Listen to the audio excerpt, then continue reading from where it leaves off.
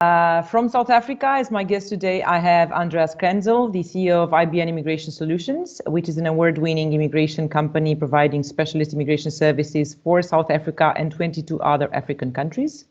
Andreas has published several articles on Black economic empowerment and 2 books on immigration matters, the most recent one being the Guide to Corporate Immigration to Southern Africa. As they nicely put it on their website, they don't offer just advice, they offer peace of mind. Andreas, what would be your superpower?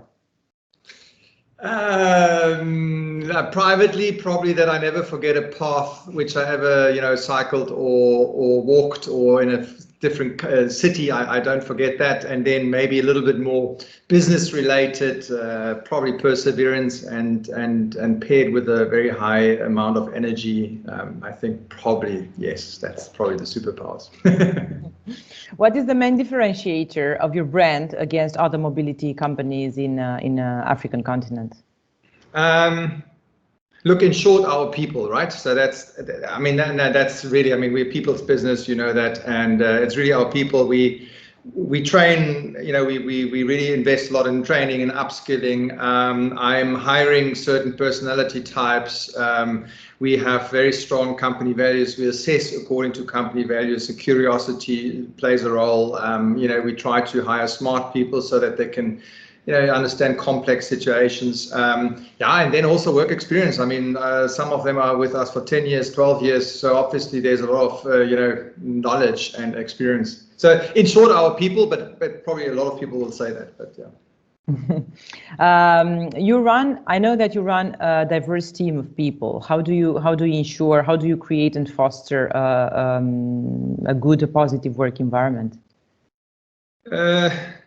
Look, I think the first one, the important one, is you need to lead by example. So you need to be a good leader, right? And then obviously to be a good leader, there's a couple of criteria around that, and lead by example is one.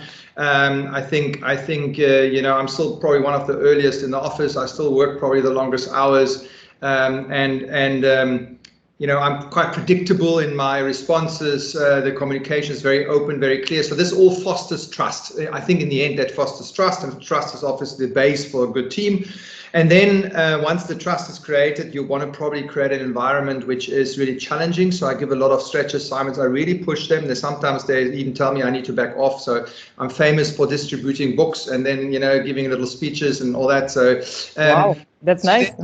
There's a strong drive that they get better, and some people really appreciate, and some people obviously to a lesser extent, and also every person is different and personal situations are different, and I have learned over time to also back off and accept certain boundaries. But I do think compared to other companies, especially in South Africa, I have a very strong continental European background of pushing people in a sense of upskilling.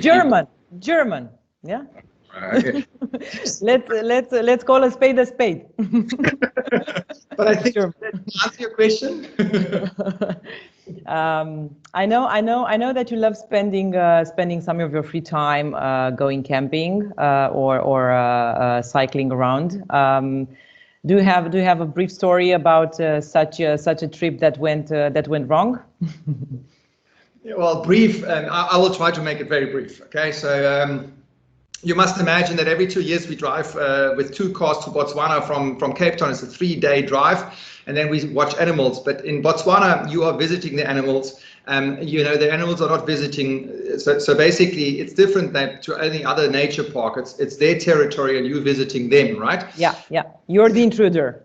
Exactly. So in one, there's no fences, there's no security blankets. Mm-hmm. The paths are bad roads. You need 4x4s, etc. So on one of these trips, my sister-in-law got stuck in a waterhole right beside a lion kill. So a lion kill was 100 meters away, and they wanted to drive there to take photos, and they got stuck with their car in water, and they actually killed the engine. So, but we had already left. So basically, after 4 hours, when they didn't come to the campsite back, we had to come and look for them. And they were then obviously being stuck in the car and actually walked towards the exit of that area. But obviously, with a lion kill in close proximity, there was a certain amount of tension involved. But the good news is that lions who have just eaten are very unlikely to hunt again. They're very lazy. So there's a certain amount of security, but it was... Anyway, so that's my story. Great story. What are the 3 most used apps that you have on your phone? It's probably now a bit more boring than my story to Botswana. It's Spiegel.de, so a German news website. Okay, you know it.